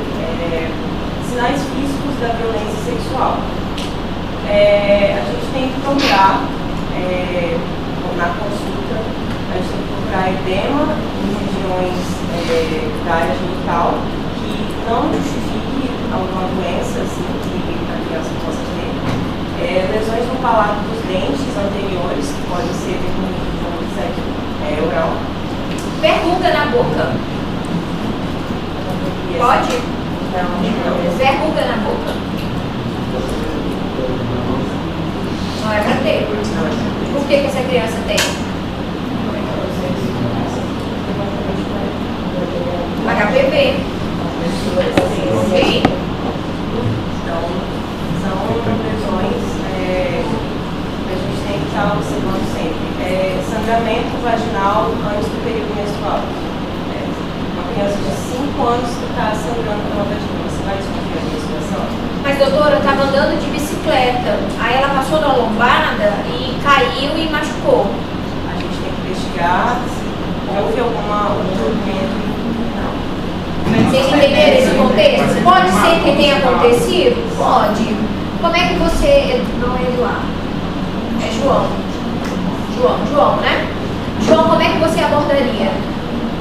Eduardo está pra cá, Eu vi a questão das médicas presentes na oração, disco do Deus e o formato. Vamos lá. Eu sou a mãe, não vou dar o nome da minha filha não, porque é pesado. Aqui, a criança. Como é que você abordaria? Ela tá lá, a queixa é que ela caiu de bicicleta e tá com sangramento na vagina. Eu abordaria em relação à mãe ou abordaria em relação Tu tá atendendo e chegou com essa ficha aí na tua mão. Então ninguém quis pegar essa ficha, porque até que me prove o contrário, me chama a atenção. Chama a atenção pra vocês? O sangramento vaginal? Ok. Perguntar a idade da criança, para ver se 4 anos. Certo. Eu perguntar quando ocorreu? Foi hoje. E a variar, ela está presente no momento da avaliação. E ela fazer a inspeção e perguntar também. Nessa abordagem, a gente pode ter vários segmentos. Eu pergunto para a mãe, claro, se a criança já conseguiu conversar comigo, eu pergunto para a mãe o que aconteceu. Ela estava andando de bicicleta e tal. Então, você caiu de bicicleta e bateu como mesmo? Eu pego a história de frente para trás, de trás para frente, porque a criança, por mais que ela seja muito orientada, ela é criança. Então são falhas as informações para a gente pegar algo que não seja verídico nessa história. Então eu pergunto para a mãe, daqui a pouco eu pergunto para a criança. Não necessariamente que eu tenho que tirar a mãe da sala para perguntar individualmente para a criança, não, eu pergunto com a mãe ali mesmo. Vou para o exame físico, peço para a mãe tirar a roupinha da criança e o que eu vou avaliar ali, o que poderia te chamar a atenção para não ser verídica essa história de ter sido um trauma acidental pela bicicleta. Existem ressalvas da criança, também vai descobrir ela. É um ponto. Se ela tem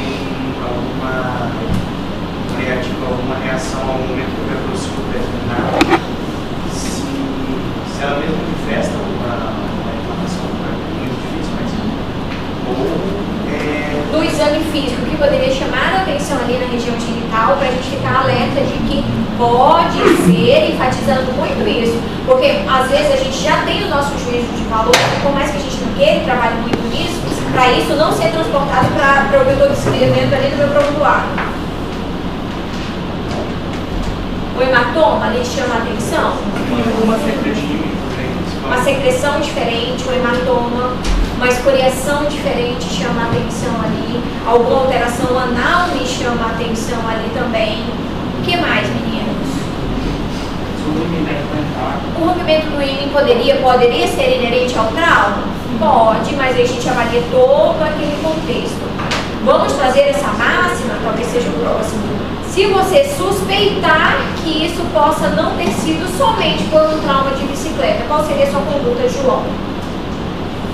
Suspeitei, meu Deus, o que eu vou fazer com essa criança? Já perguntei a mãe. Já perguntou a mãe, a mãe fala que foi pelo trauma de bicicleta. Outro contexto, não, quando a mãe chegou em casa, tinha essa referência que ela ficou ali com o cuidador e que ela tinha caído de bicicleta e com a mãe, quando foi trocar, viu que estava sangrando a vagina da criança. Pronto, bem a criança também, a criança negou também. Exato. Aí eu disse que havia algum resto de secreção anterior da princípio de atividade sexual, fazer coleta de material que permanece ali. Primeira coisa, porque quando a gente questiona assim, o nosso dilema, eu interno ou libero, interno ou libero. Então, para esse contexto, o que vocês fariam com essa criança? É consenso que vocês internariam essa criança?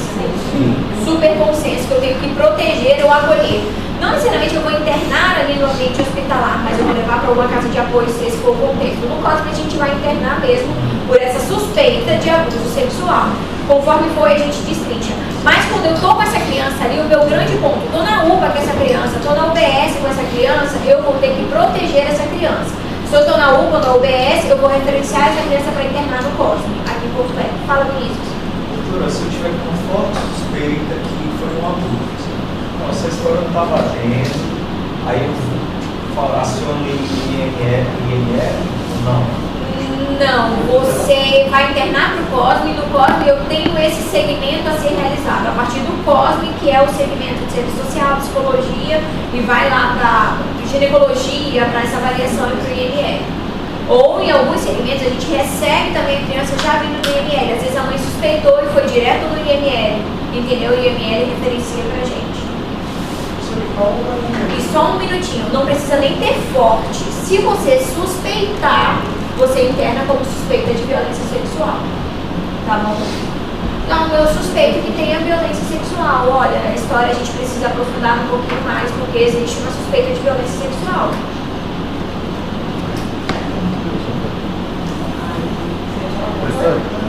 Fala isso pra mãe.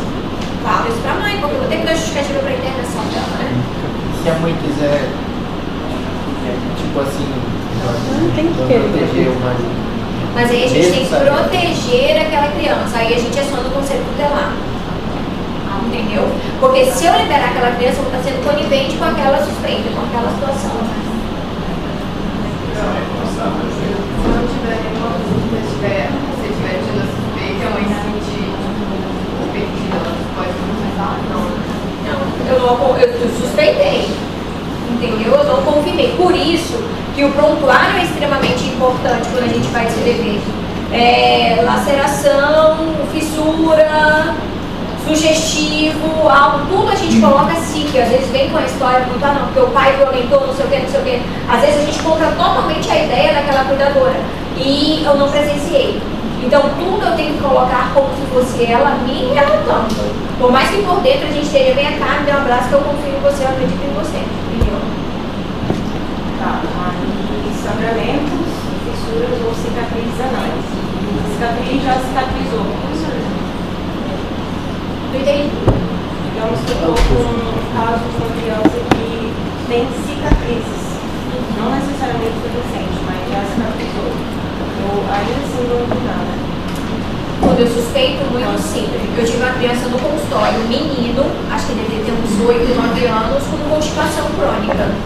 ele não queria fazer cocô, ele tinha medo de fazer cocô e ele vinha fazendo cocô até então. Então foi uma constipação crônica de 2, 3 anos para cá. O que me descarta alguma alteração anatômica, porque era algo para ser já desde a primeira infância, concorda? O que aconteceu ali? Um componente alimentar, vai para fisioterapia pélvica, vai para psicóloga para poder entender o que estava acontecendo nesse contexto. A mãe volta para o retorno da psicóloga e ele ressaltou para a psicóloga que foi a violência que um primo fez com ele numas férias, entendeu? E tinha, como você fala de fissura anal ali, tinha fissura. Mas aí a gente interroga se era uma fissura por uma constipação e uma evacuação calibrosa ou se era uma fissura por uma penetração. Entendeu? Claro que a gente não leva acompanhamento muito profissional. Eu encaminhei psicólogo, mas de antemão eu não pensei em violência no primeiro momento. Entendeu? Então, dilatação ou flacidez do estudo renal, sem uma doença medular e acidez. Aí, como orientar as crianças e adolescentes? Mas se vocês estão satisfeitos com o que está acabando, o que eu vou fazer quando eu for internar essa criança? Eu ainda não sei. Vocês sabem? Não tem problema não, se não tiver, tem na minha aula, calma. Existia 20 minutos de pânico ali.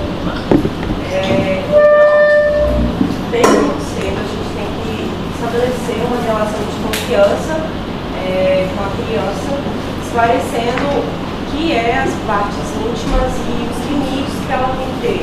Desde muito cedo a gente tem que chamar pelo devido nome. Certo? E ensinar estratégias de como agir diante dessas situações. Como a criança deve agir com pessoas mais velhas. Quais são os carinhos aceitáveis, falar, orientar, incentivar a criança a procurar imediatamente um adulto de confiança, a fim de a criança saber dizer exatamente o que aconteceu, suspeitas, estranhas no ambiente. Aí, os tabus que a nossa sociedade tem é que o infante sempre pode conversar com o responsável sobre qualquer assunto, sem temas proibidos. E não é mentira, pois cerca de 94% dos relatos das crianças e adolescentes sobre abusos sexuais são verdadeiros. Por mais que a criança tenha uma mente super imaginária, assim, geralmente elas não criam isso. A origem ali por mais que ela aumente, mas a origem ali procede, né? E, no fim, a gente, por meio dessa apresentação, é muito importante a gente orientar as pessoas e levar a conscientização delas. Então, a nossa professora fez com que a gente fizesse um carrossel no Instagram, que vai ser publicado, e esse foi o nosso carrossel.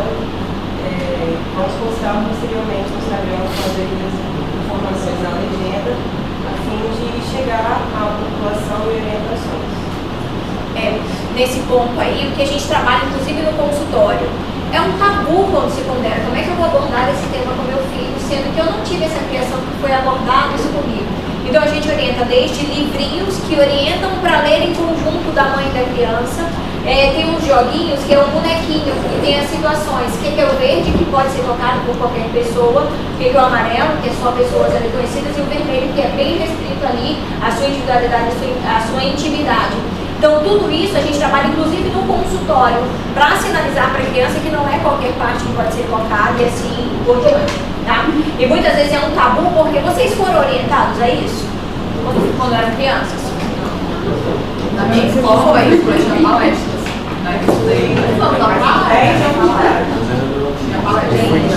Para ter a situação e ter essa orientação de que não é plausível. Meninos, perfeito, bem elucidando. Só que eu fiquei em dúvida aqui. Essa criança, no ponto A, suspeita de violência sexual, internou. Duas situações. É uma criança que já teve menarca. O que eu vou fazer para essa criança do ponto de vista de medicação a princípio? Depois a gente entra em exames. De medicações, o que eu vou fazer para essa criança? Isso vai cair na prova.